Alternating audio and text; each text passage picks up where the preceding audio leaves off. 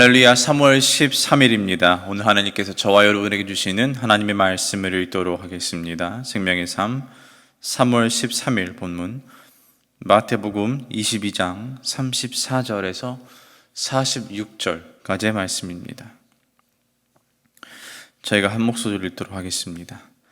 예수께서 사두개인들로 대답할 수 없게 하셨다 함을 바리새인들이 듣고 모였는데 그 중에 한 율법사가 예수를 시험하여 묻되 선생님, 율법 중에서 어느 계명이 크니이까?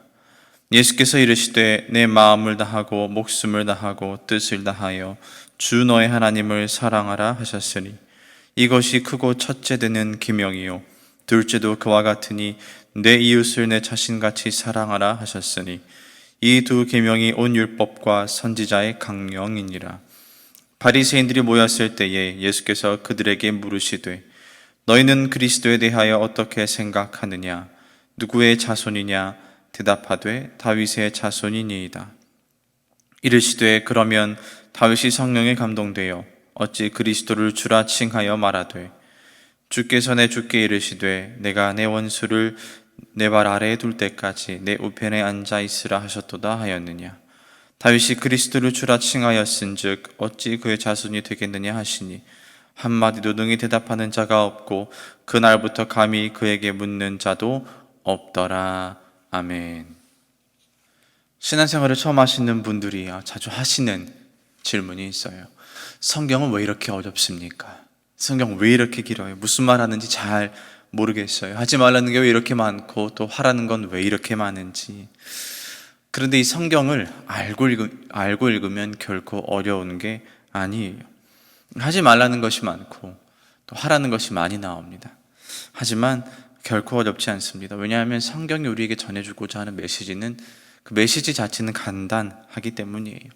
하나님이 세상을 이처럼 사랑하사, 하나님이 이 세상과 저를 창조하셨는데 정말 사랑하셔서 그의 아들 예수님을 우리에게 보내주셨다는 거예요. 그래서 그 예수님을 믿으면 우리가 구원을 얻을 수 있다. 이게 성경이 우리에게 전해주고 있는 핵심 주제입니다. 다시 말하자면 구약의 창세기부터 신약의 계시록까지 이 모든 말씀을 한 단어로 정리할 수 있다는 겁니다. 바로 사랑, 결국 사랑이라는 거예요. 하나님 우리를 사랑하십니다. 그리고 하나님은 우리가 하나님을 사랑하기 원하세요. 이게 성경이 말하고 있는 거예요. 어렵지 않습니다. 길지 않습니다. 간단 명료합니다. 저희가 하나님을 사랑해요. 그래서 하나님이 좋아하시는 것을 저희도 좋아해야 하는 거고 하나님이 좋아하시지 않는 일은 저희도 거들떠보지 않게 되는 것입니다. 성경이 우리에게 이 사랑을 가르쳐주고 있는 것입니다. 오늘 본문의 말씀 보면 예수님께서 율법이 무엇인지, 하나님의 말씀이 무엇을 이야기하고 있는지 설명해 주시는 장면이 나옵니다. 어느 한 율법사가 예수님을 시험하러 나와요. 그리고서는 이렇게 묻습니다. 선생님, 계명 중에 어떤 계명이 가장 큽니까? 라는 거. 율법 중 가장 큰 계명이 무엇입니까? 자, 그런데 율법사가 잊고 있는 게 하나 있습니다. 율법 중에 가장 큰 계명, 이 가장 큰 계명이 과연 있을까라는 거예요. 사실 율법에 등장하는 모든 계명은 동등합니다. 왜냐하면 결국 율법은 우리에게 딱 한 가지를 요구하기 때문이에요. 사랑. 예수님께서 그 점을 정확하게 짚으십니다. 예수님이 이렇게 대답하세요. 하나님을 사랑하고 이웃을 너의 몸과 같이 사랑하라. 그리고 이어서 중요한 말씀을 하십니다. 이 두 계명이 온 율법과 선지자의 강령이다. 다시 말하자면 모든 율법과 선지자가 하는 모든 말이 이 두 계명에 달려있다. 이 두 계명으로부터 비롯된다라는 겁니다. 여러분, 율법사는 예수님에게 망신을 주려고 이 질문을 한 겁니다. 이 율법사는 예수님이 누구인지 모르는 거예요. 율법사는 본인이 율법을 다 안다고 생각하면서 이 질문을 주님께 던집니다. 자, 그런데 예수님 누구세요? 율법을 다 아시는 분을 넘어서 예수님은 율법을 완성시키는 분이에요. 완전하게 하시는 분. 그러니까 즉 율법 그 자체, 하나님 말씀 그 자체신 분이에요. 인간이 감히 시험할 수 있는 대상이 아니라는 거예요. 율법사는 번데기 앞에서 주름 잡고 있는 거나 다름이 없습니다. 예수님께서는 이 수많은 율법, 이 수많은 계명들을 딱 한 문장으로 정리해 버리십니다. 하나님 사랑하고 이웃을 사랑해라. 그리고 더 나아가 아예 한 단어로 압축시키세요. 사랑. 사랑 없이 율법은 없다. 율법은 사랑이다. 즉 사랑 없는 율법은 율법이 아니다. 죽은 율법이다. 예수님께서 이렇게 말씀하신 것은 이 당시 유대인들, 율법사들, 바리새인들, 수많은 사람들의 이 마음속에 사랑이 없음을 혼내시고 계시는 겁니다. 그들의 머리에 율법은 있어요. 지식은 있는데 마음이 없는 거예요.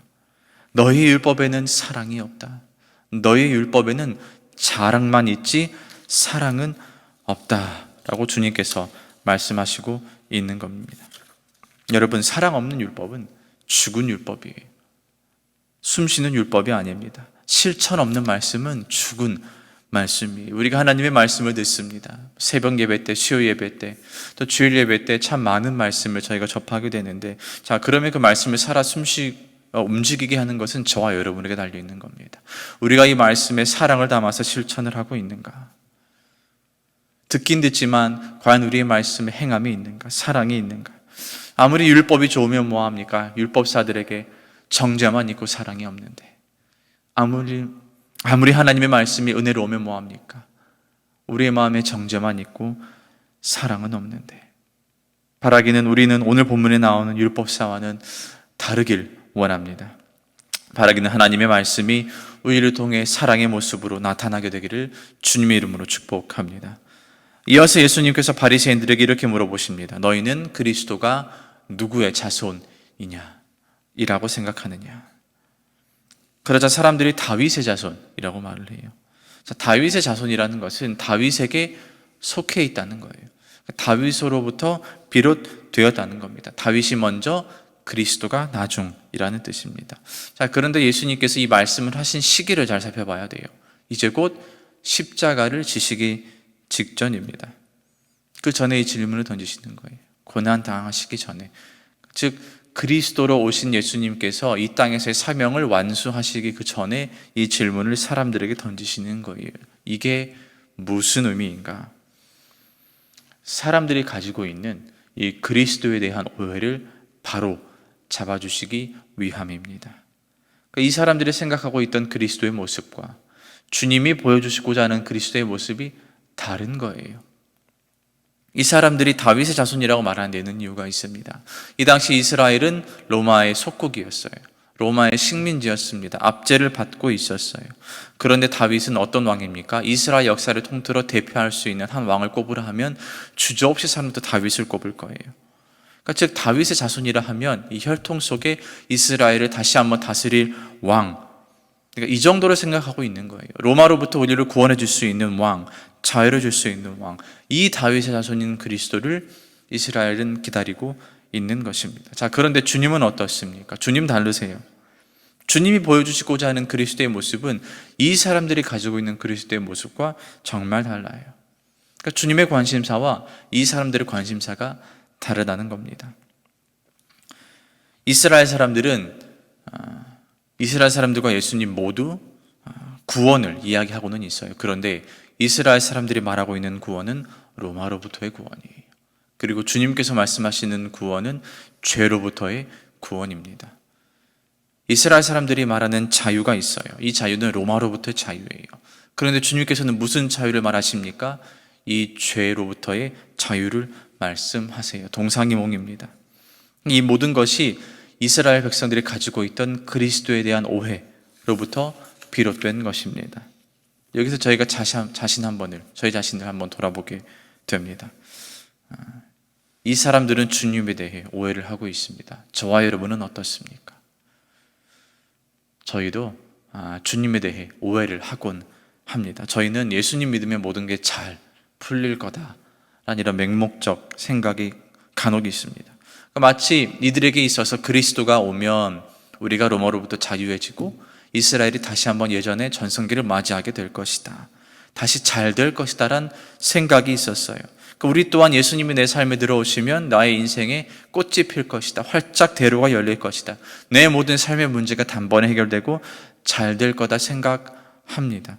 그런데 이게 사실은 아니에요. 왜냐하면 여러분, 주님 믿었는데 안 된 일도 있거든요. 잘 풀리지 않는 일도 분명히 있습니다.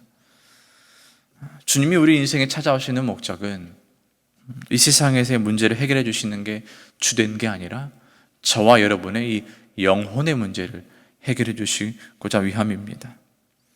이 세상에서 내가 겪고 있는 이 어려움을 해결해 주시고자 하는 게 주된 이유가 아니라 우리가 나중에 하나님 앞에 섰을 때 어려움을 겪지 않도록 그 문제를 해결해 주시고자 주님께서 우리 가운데 들어오시는 거예요.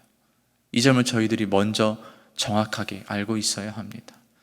저희와 주님의 관심사가 같아야 돼. 동상이몽이 아니라 저희가 생각하고 있는 구원의 모습과 주님이 생각하시고 있는 구원의 모습, 저희들이 가지고 있는 이 그리스도의 모습과 주님이 보여주시고자 하는 그리스도의 모습이 같아야 합니다.